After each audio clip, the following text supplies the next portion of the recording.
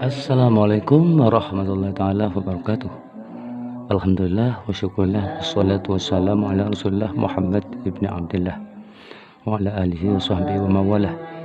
Nah, teman-teman di seluruh Nusantara, mari kita ikuti bersama bagaimana cara Habib mencantolkan nasabnya pada zuriyah yang sangat mulia, yaitu mengaku sebagai keturunan Rasulullah Muhammad SAW. Mari kita ikuti bersama.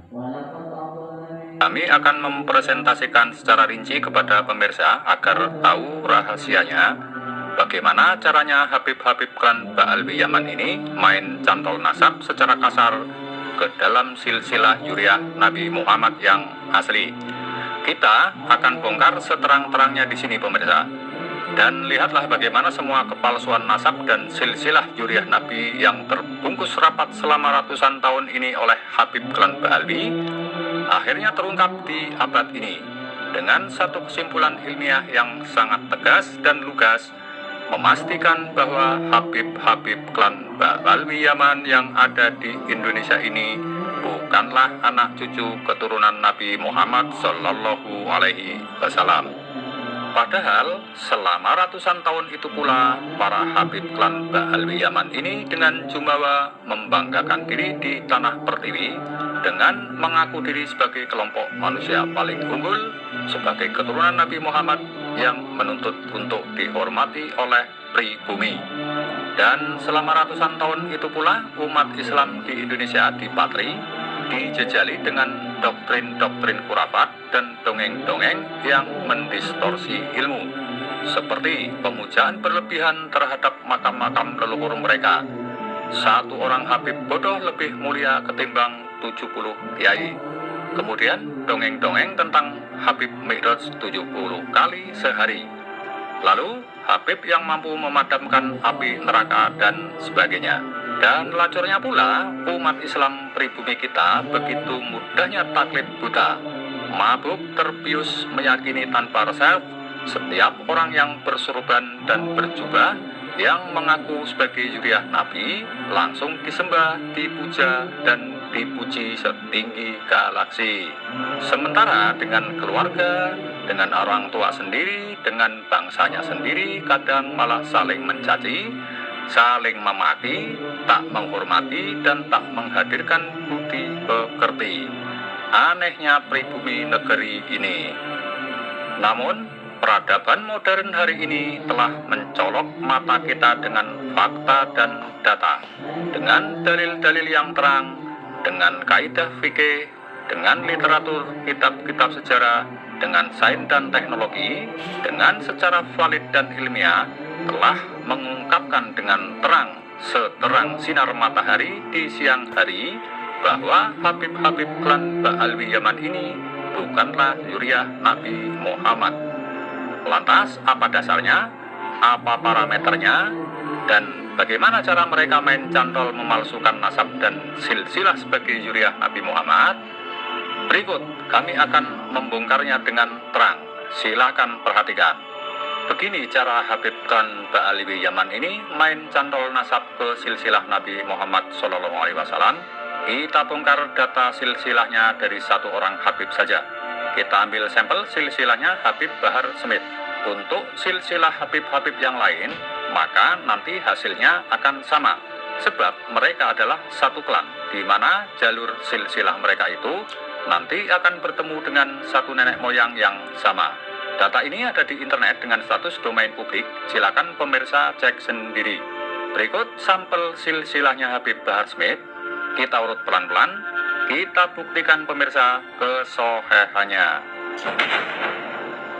Habib Bahar Smith bin Ali bin Abdurrahman bin Alwi bin Abdurrahman bin Husain bin Umar bin Zain bin Ahmad bin Abdurrahman bin Ali bin Salim bin Abdullah bin Muhammad Smith bin Ali bin Abdurrahman bin Ahmad bin Alwi bin Ahmad Fakih bin Abdurrahman bin Alwi bin Sohib Mirbat bin Ali Kholi Kosam bin Alwi bin Muhammad bin Alwi Alawiyin bin Ubaidillah bin Ahmad Al-Muhajir bin Isa Arumi bin Muhammad Naqib bin Ali Uraidi bin Jafar Sodik bin Muhammad Al-Bagir bin Ali Zainal Abidin bin Ali Husain bin Fatimah Az-Zahra dan ke atasnya Nabi Muhammad Shallallahu Alaihi Wasallam. Nah pemirsa, bagi orang awam yang nggak jeli dan teliti, maka jika silsilahnya Habib Bahar ini dibagikan ke berbagai media, tentu kebanyakan orang-orang akan main telan percaya dan meyakini kebenarannya begitu saja, tanpa meneliti, tanpa mempelajarinya lagi. Kan begitu modelnya orang-orang kita. Kalau ada berita apa saja yang di-share di medsos, di WA, langsung main telan, langsung percaya. Tapi tidak bagi orang-orang yang menggunakan logika dan ilmu. Setiap ada info yang datang tentu tak akan langsung ditelan mentah-mentah. Nah, dari data silsilah nasab Habib Bahar ini, tahukah Anda di mana letak kejanggalannya? Di mana letak kepalsuannya? Mari kita bongkar bersama. Sobat pemirsa, inilah kepalsuan kebohongan silsilah nasab Habib-Habib klan Ba'alwi Yaman yang mengaku sebagai zuriyah Nabi. Yang pertama perlu diingat bahwa kitab-kitab nasab yang menuliskan riwayat keturunan Nabi Muhammad itu sudah tercatat sejak abad ke-5 dan 9 Hijriah. Berikut catatan silsilah zuriyah Nabi yang asli. Nabi Muhammad mempunyai putri bernama Fatimah yang menikah dengan Sayyidina Ali bin Abi Thalib. Kemudian mempunyai 2 putra yaitu Hasan dan Husain. Dari jalur Hasan menurunkan putra bernama Hasan, Ali Qasim, Muhammad dan Zaid. Kemudian dari jalur Husain menurunkan putra bernama Ali Zainal Abidin, Muhammad Al-Bagir, Jafar As-Sodik, Ali Uraidi, Muhammad An-Nakib, Isa Arumi dan Ahmad bin Isa. Sedang Ahmad bin Isa menurunkan putra 3 orang, yaitu bernama Muhammad, Ali, dan Husain. Nah pemirsa, silsilah keturunan Nabi Muhammad yang asli ini sudah terekam dalam kitab-kitab sezaman dan dalam berbagai manuskrip di seluruh dunia. Berikut daftar kitab-kitab yang meriwayatkan zuriyah Nabi Muhammad yang asli. Pada abad 5 ada kitab Tahzibul Ansab wa Nihayatul Alqab karya Syekh Syaraf Al-Ubaidili, wafat pada 435 Hijriah. Kemudian ada kitab Al-Masdi karya Syekh Al-Umari, masa 490 Hijriah. Kemudian ada kitab Muntakilah Al-Talibiyah karya Toba, hidup masa 400 Hijriah. Kemudian pada abad ke-6 ada kitab Al-Sajarah Al-Mubarakah karya Imam Fakhruddin Ar-Razi, masa 597 Hijriah. Kemudian pada abad 7 ada kitab Al-Fakhri fi Ansabit Thalibin karya Abu Thalib Ismail bin Husain Al-Marwazi, masa 614 Hijriah.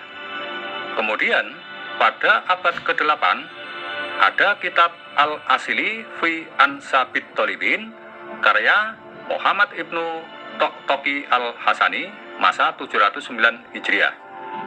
Kemudian ada kitab As-Sabat Al-Muson karya Ibnu A'raj Al-Husaini, masa 787 Hijriah. Kemudian pada abad 9 ada kitab Umdatut Thalib fi Ansabi Abi Thalib Ahmad ibnu Ali ibnu Inabah, masa 828 Hijriah. Kemudian pada abad 10 ada kitab Tuhfatut Thalib karya Zakaria Al-Ansori, masa 926 Hijriah. Sobat pemirsa, dari 9 kitab nasab ini tidak ada sama sekali yang menyebutkan bahwa Ahmad bin Isa mempunyai anak bernama Ubaidillah dan mempunyai cucu bernama Alwi. Nah, barulah di abad ke-10 tiba-tiba muncul kitab yang menyebutkan nama-nama leluhur Ba'alwi yang mengklaim sebagai zuriyah Nabi Muhammad. Kitab-kitab selanjutnya yang menyebut Ubaidillah sebagai anak Ahmad bin Isa bin Muhammad Al-Nakib adalah kesemuanya bersumber atau menukil dari kitab karangan Habib Ali As-Sakron, wafat 895 Hijriah. yaitu dalam kitab Al-Burqatul Musiqah atau dikenal dengan kitab Al-Burqah. Berikut daftar kitab nasab versi Ba'alwi yang baru muncul di abad ke-10 Hijriah. Pada abad ke-10, Ba'alwi mengarang kitab Ad-Daulami, karya As-Sakhawi, wafat pada 902 Hijriah. Berikutnya, kitab Qiladat Ad-Dahr fi Wafayat, karya Muhammad Thayyib Mahramah, wafat pada 947 Hijriah. Berikutnya, kitab Sabat, karya Ibnu Hajar Haytami, wafat pada 974 Hijriah. Berikutnya ada kitab Tuhfatut Thalib, karya Muhammad Al-Husain Samarqandi, wafat pada 996 Hijriah. Pada abad ke-13, Ba'alwi mengarang kitab Ar-Radi Al-Jalili, karya Murtado Az-Zabidi, wafat pada 1205 Hijriah. Nah, sobat pemirsa, disinilah letak main kasarnya Habib klan Ba'alwi Yaman ini main cantol nasab ke silsilah Yuriah Nabi Muhammad. Bagaimana tidak? Dari abad ke-4, 5, 6, 7, dan 8 Hijriah, para ulama ahli nasab sudah mencatat dan menerangkan bahwa anak-anak dari Ahmad bin Isa hanya ada 3, yaitu Muhammad, Ali, dan Husain. Tidak ada nama anak dari Ahmad bin Isa yang bernama Ubaid atau Ubaidullah. Tidak ada. Kemudian di abad 10 muncul kitab Tuhfatut Thalib karya As-Samarqandi. Selanjutnya menyatakan bahwa Ubaid atau Ubaidillah ini punya anak yang namanya Alwi. Jadi pemirsa, kalau dihitung putusnya rantai nasab Habib Ba'alwi yang mengklaim sebagai Yuriah Nabi, jika dihitung dari abad ke-4 sampai dengan abad ke-10, maka terputus selama 550 tahun. Artinya, silsilah Yuriah Nabi Muhammad yang paten sudah tercatat sejarah sejak abad ke-4, tiba-tiba 550 tahun kemudian atau di abad ke-10 baru muncul nama-nama klan Ba'alwi yang mengklaim sebagai Yuriah Nabi. Klaim bahwa Ba'alwi inilah baru muncul dan tertulis dalam kitab Tuhfatut Thalib karya Husain Samarqandi di abad ke-10. Pertanyaannya adalah, dari mana kitab Tuhfatut Thalib ini mendapatkan berita bahwa Ubaid merupakan anak Ahmad bin Isa? Sedangkan kitab-kitab sezaman yang paling dekat dengan masa kehidupan Ahmad bin Isa sudah menyatakan bahwa Ahmad bin Isa hanya punya anak 3, yaitu Muhammad, Ali, dan Husain. Ternyata setelah ditelusuri dan dikumpulkan semua literatur kitabnya, ujung-ujungnya tetap mentok di abad ke-9 Hijriah, di mana Ubaidillah yang diklaim sebagai anak Ahmad bin Isa itu ada di dalam kitab karya Ba'alwi sendiri.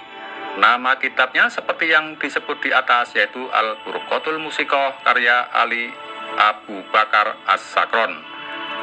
Habib As-Sakron menuliskan dirinya punya silsilah ke atas, yaitu Ali bin Abu Bakar bin Abdurrahman bin Maulana Dawilah bin Ali Sohibut Tarok bin Ali Al-Ghuyur bin Faqihul Muqaddam bin Ali bin Ahmad Sohib Mirbat bin Alwi Ali Qasam bin Ali bin Alwi bin Ubaidillah bin Ahmad bin Isa.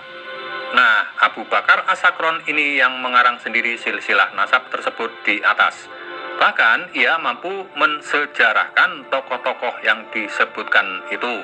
Padahal tokoh-tokoh yang disebutkan itu tidak tercatat atau tidak ada dalam riwayat kitab-kitab di zamannya. Misalnya nama Alwi. Nama ini dinisbatkan Ba'alwi kepada dirinya. Dikatakan Alwi ini anak Ubaidillah, anak Ahmad bin Isa. Dikatakan Alwi ini adalah mujahid mutlak di zamannya. Ulama-ulama belajar kepada dirinya. Dalam fikih ia disebut-sebut derajatnya sebagai mustahid mutlak. Tetapi anehnya, kehebatan dari tokoh-tokoh para habib yang dipropagandakan itu tidak satupun terriwayatkan dalam kitab-kitab di masa abad ke-5, 6, dan 7 Hijriah.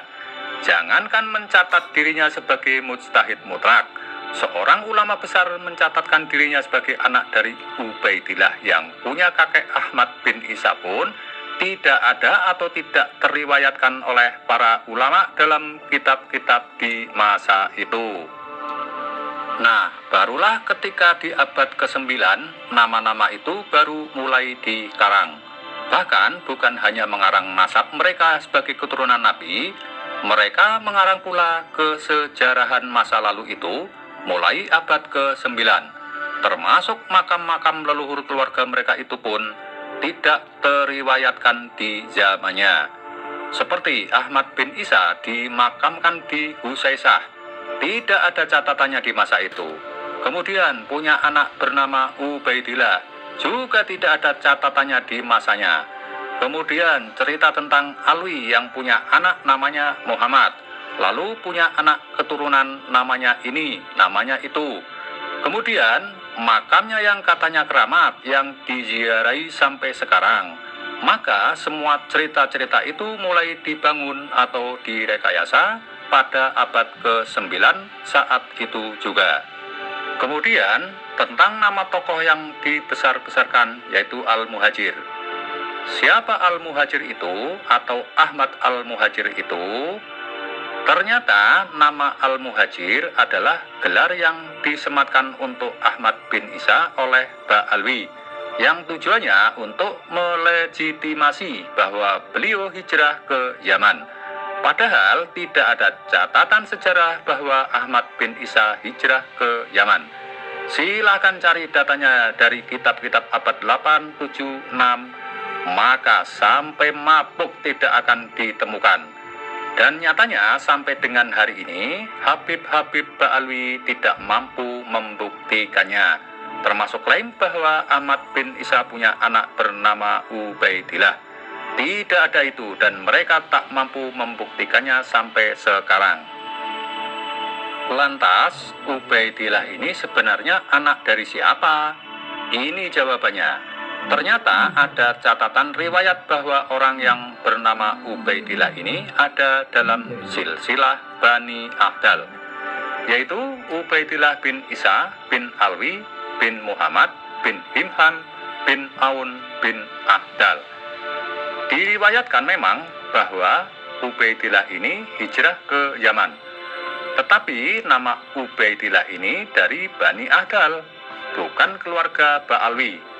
Ini ada dalam kitab As-Suluk fi Tabaqatil Ulama wal Muluk karya Bahauddin Al-Janadi yang wafat pada 732 Hijriah, bahwa ada ulama besar di Yaman yaitu Ahdal, leluhurnya bernama Muhammad bin Sulaiman bin Ubaidillah bin Isa bin Alwi bin Muhammad bin Himhan bin Aun. Kemudian keluarga Ba'alwi ini di abad ke-9 datang merapat mendekati Bani Ahdal lalu menggelembuk. Oh my god, menggelembuk itu apa ya? Ini bahasa komedi Jawa Tengah ini, atau bujui kalau bahasa Jawa Timurnya.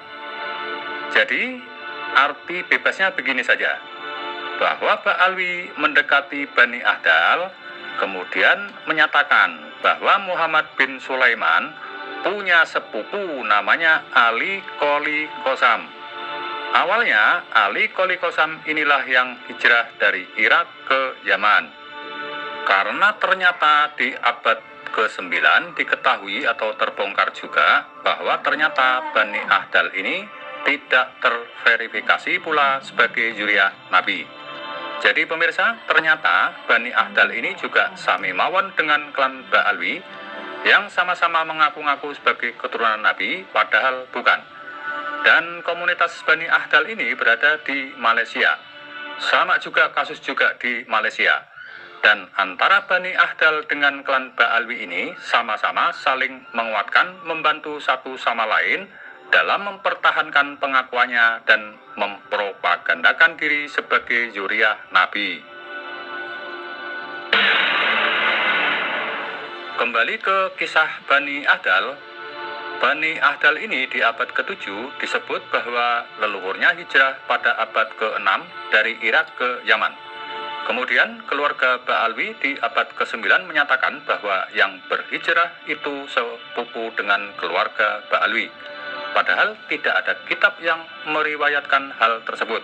Akhirnya diterima juga oleh Bani Ahdal pengakuannya itu di abad ke-9, di mana bersamaan dengan masa Ali As-Sakron. Namun apa yang terjadi saudara? Ternyata di masa itu muncul pula kitab penolakan yang menyatakan bahwa keluarga Aun ini bukanlah putra dari Musa Al-Qadim. Jadi kitab-kitab di Irak saat itu datang memberitahukan kepada mereka bahwa Aun ini tidak punya ayah bernama Musa Al-Qadim, atau Musa Al-Qadim tidak pernah punya anak bernama Aun. Akhirnya Bani Ahdal tetap nggak peduli dan tetap mempertahankan nasabnya. Tetapi klan Ba'alwi ini pindah mencari cantolan nasab dari ulama lain. Ini disebut dalam kitab As-Suluk fi Tabaqatil Ulama wal Muluk karya Bahauddin Al-Jannadi, seperti yang kami sebutkan di atas, yaitu mencantolkan nama Jadid bin Abdullah bin Ahmad bin Isa. Kemudian mereka, klan Ba'alwi, mengasosiasikan bahwa leluhur mereka yang bernama Ali Qoli Qasam ini adalah adik daripada Jadid. Tetapi ketika diteliti taunya tidak matching alias nggak klop. Ali Qoli Qasam ada di abad ke-6, sedangkan Jadid yang diasosiasikan sebagai anak dari Abdullah itu ada di abad ke-4. Akhirnya kalang kabut dicarilah nama-nama baru. Maka ditambahlah nama Ali Qoli Qasam yang kemudian disebut sebagai orang yang pertama hijrah ke Tarim. Tetapi leluhurnya yang pertama ke Irak itu namanya Ubaid.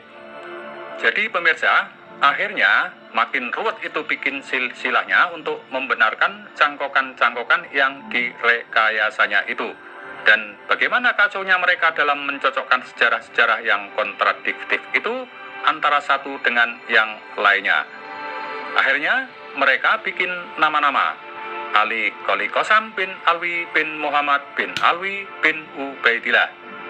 Ya, begitulah dipolaksana, dibalik sini, tambah sana, tambah sini, agar supaya dari abad 6 sampai dengan abad ke-4 yang diatribusikannya itu bisa matching atau klop markotop.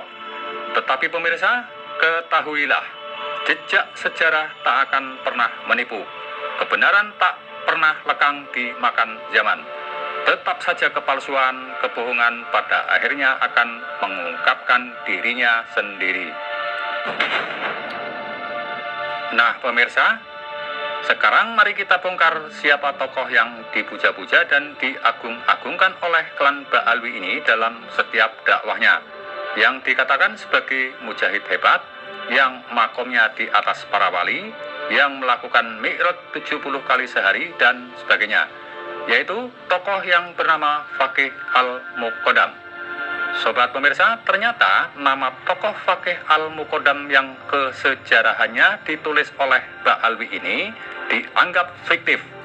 Orang yang bernama Faqih Muqaddam bisa jadi ada, tetapi kesejarahannya, kehebatannya, semua itu fiktif alias hanya sekedar dongeng sebelum bobo. Apa alasannya? Adalah karena tidak terverifikasi, tidak tercatat, tidak ada riwayat yang menulis pada tahun, pada masa di mana tokoh ini hidup.